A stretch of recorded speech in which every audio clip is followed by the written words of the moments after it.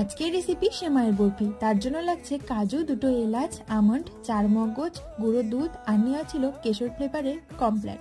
কড়াইয়ের মধ্যে সামান্য একটুখানি তেল দিয়ে তারপর সিমইটাকে ভালোভাবে ভেজে নামিয়ে রাখা হলো। এদিকে দুধটাকে গরম হওয়ার জন্য বসিয়ে দেওয়া ছিল, তার মধ্যে দেওয়া ছিল 2টো এলাচ, তেজপাতা আর পায়েস পাতা।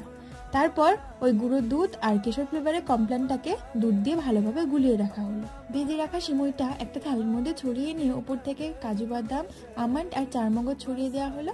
এরপর গুলিয়ে রাখা গুঁড়ো দুধ আর কমপ্ল্যানটাকে দুধের মধ্যে মিশিয়ে দিয়ে ভেজে রাখা সিমইটাকে দুধের মধ্যে দিয়ে স্বাদ মতো চিনি দিয়ে জাল করে নামিয়ে সেই থালার মধ্যে ছড়িয়ে দেওয়া হলো। আবার ওপর থেকে আমন্ড, কাজু বাদাম, 4 মগজ দিয়ে শুকনো সিমইটাকে দিয়ে হালকা একটুখানি গরম করা দুধটা দিয়ে 1 ঘন্টা মতো ফ্রিজে রেখে দিন।